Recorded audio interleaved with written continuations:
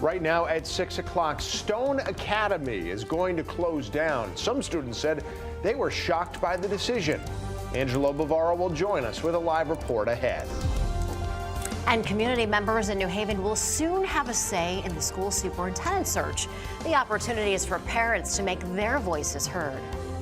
And at the Capitol, an effort to help working families by making childcare more accessible and affordable. We'll tell you what the governor is suggesting.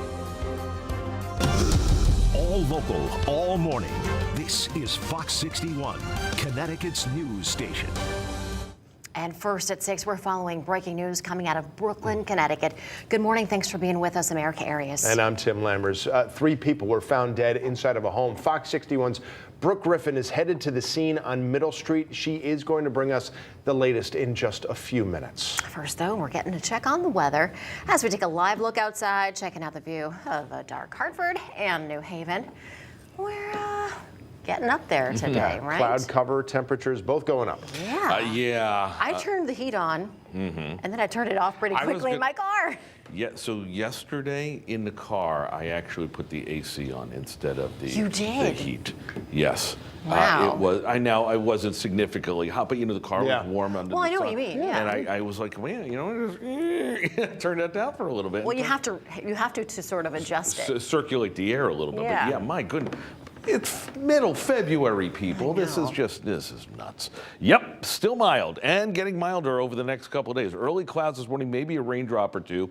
Afternoon sun and another record run at the temperatures. We'll talk about that coming up in a few minutes. 35 in Hartford, 43 in New Haven, 38 in Groton. Again, these temperatures running close to where the highs should be. We're actually above them already, although we're down to 29 in the quiet quarter. The flow is now out of the south. That's a milder flow. No wind gusts this morning to talk about, but look at the radar. You'll see up in the northwestern hills, maybe a renegade shower, maybe a flake.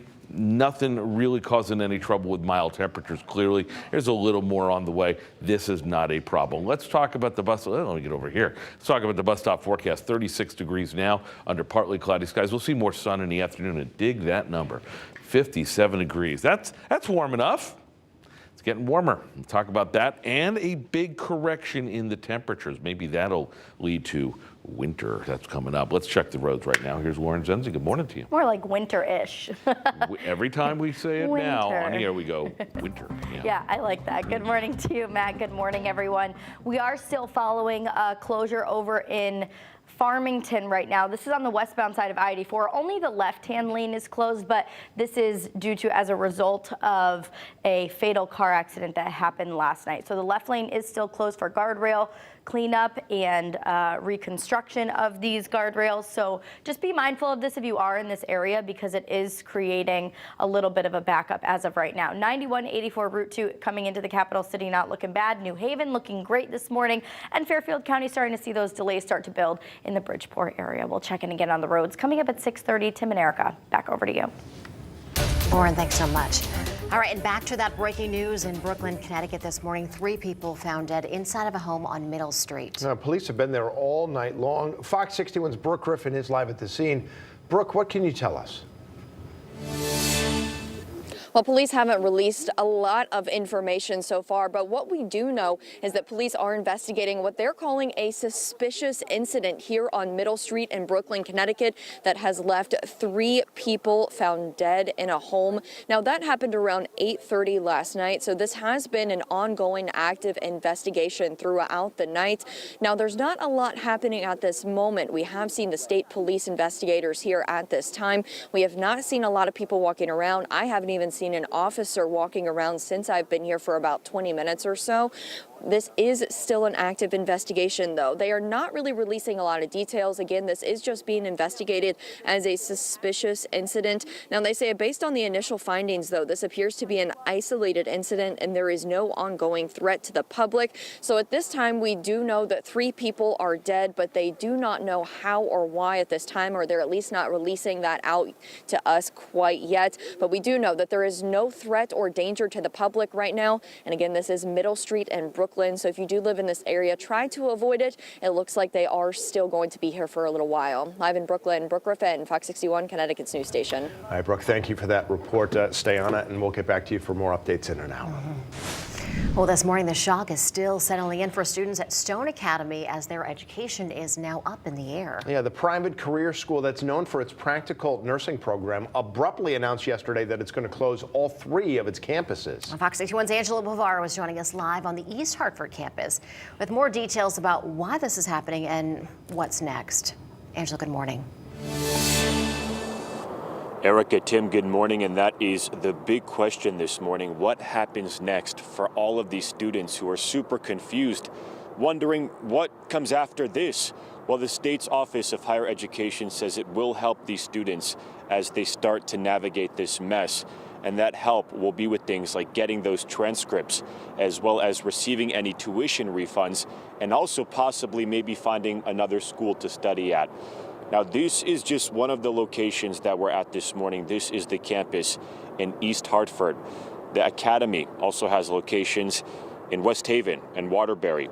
And this school, this was founded back in 1863, more than 150 years old. The school notifying the state's Office of Higher Education last week about this decision to close. And this comes as the office says it's been working with the school for months now to address what they call a number of serious compliance issues. Those include unqualified faculty, invalid student clinical experiences, and recording attendance. The office also pointing to low pass rates for the national exam, noting that all 3 campuses were far below the required 80% pass rate. But this thing is ridiculous. It is ridiculous. This program is in excess of $30,000. 36 to be exact. It is too, but the thing is with Stones, I was here last week having a meeting with them. We have always had questions, no answers to our questions. For probably about the last year.